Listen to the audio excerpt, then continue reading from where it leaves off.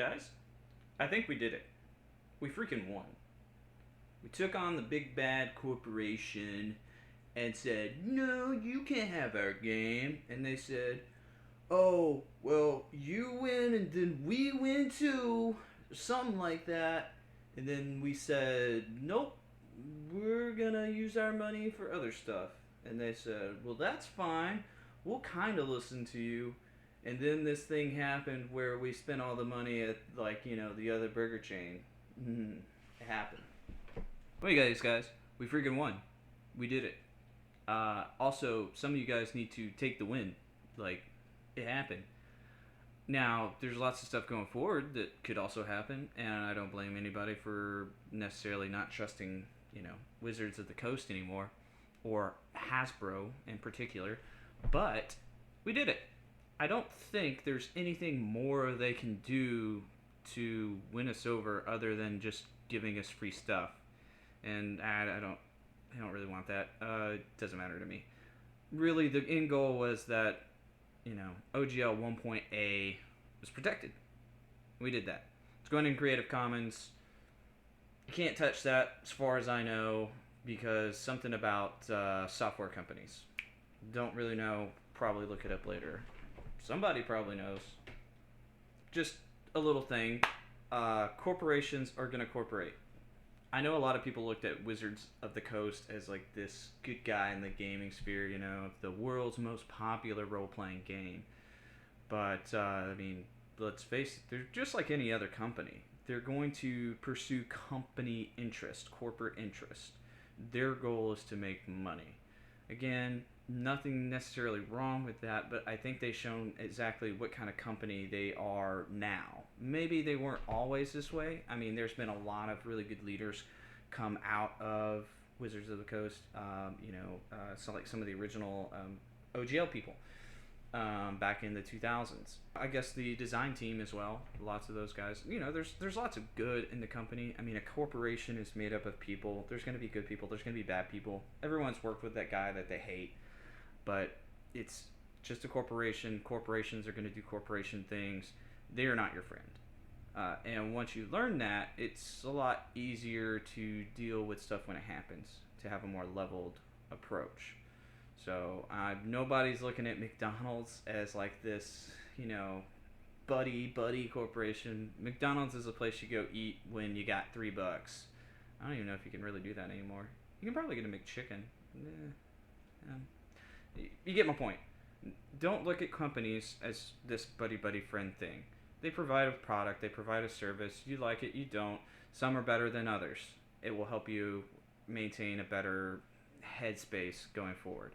Now that this has all happened, there are things that are set in motion that cannot be undone. Kobold presses Black Flag. They, I believe, said they started it back in the summer with game designer people that I can't think of right now.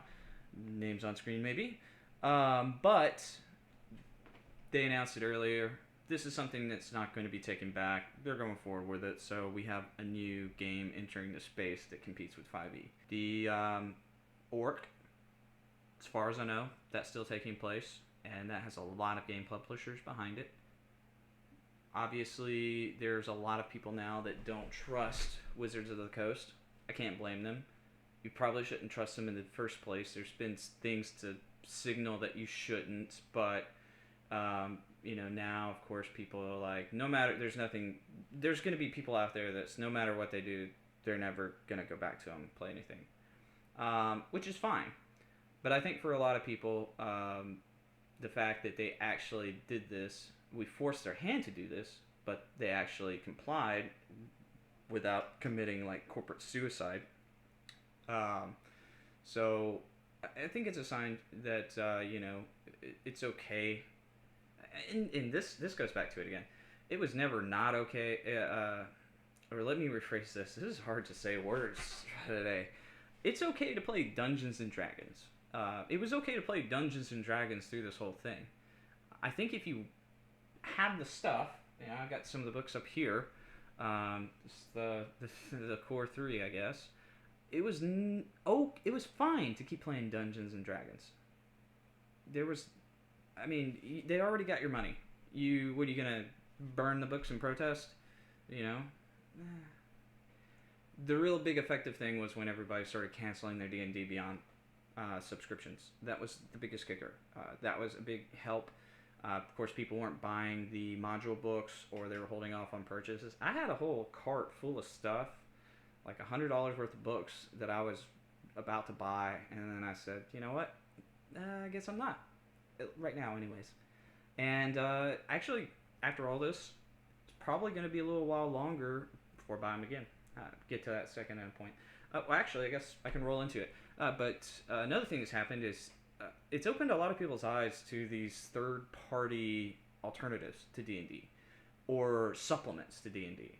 So there's a ton of stuff out there. And I we'll take myself, for example, here. I knew that there was a lot of stuff.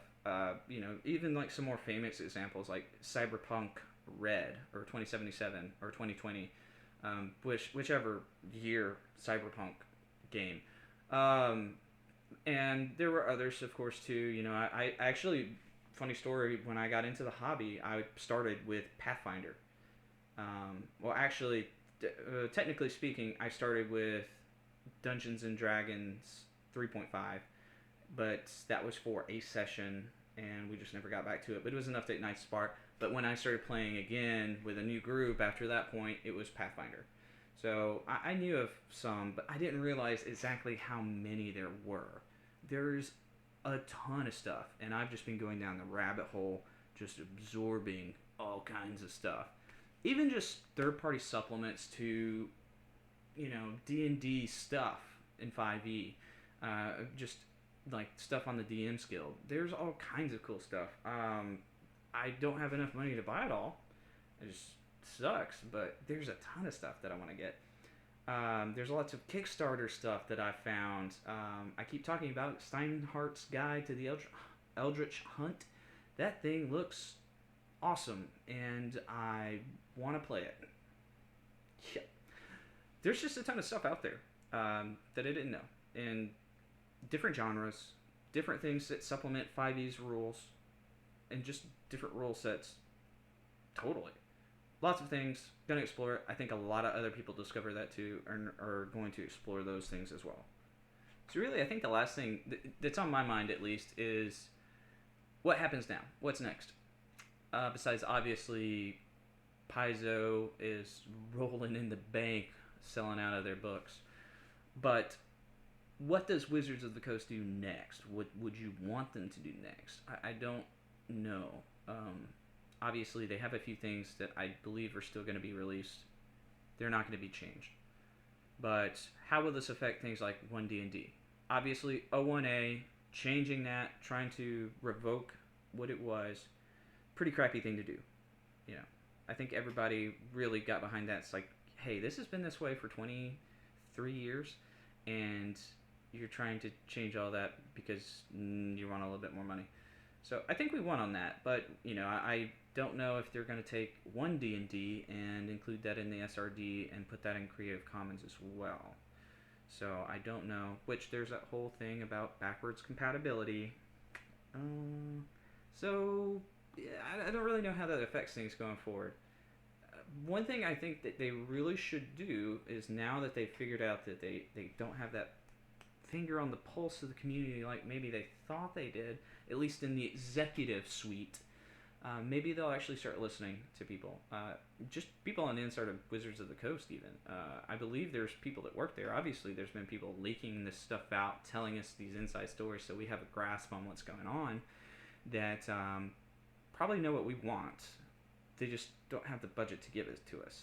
And there's a whole lot of stuff going down that I do want to make a video on, that's just going to take a lot of time to parse through the information. It goes back to the whole Free to Wizards thing about a year ago. And I think it has some ramifications on kind of the direction the company is going, what it's led to in regarding to this moment of the OGL, and where their direction was heading post that. And some of it is fine. I understand why they would do that. Some of it I worried about personally, because it doesn't really represent what I want. But again, it's like what I want and what someone should do are totally two different things, because there's obviously a lot of options still out there for me. and other people like me, but it's interesting to think about, and I want to go through and parse through this information, and so I really understand it well, and then maybe make the video about it then. But for right now, it's time to celebrate, I guess, right?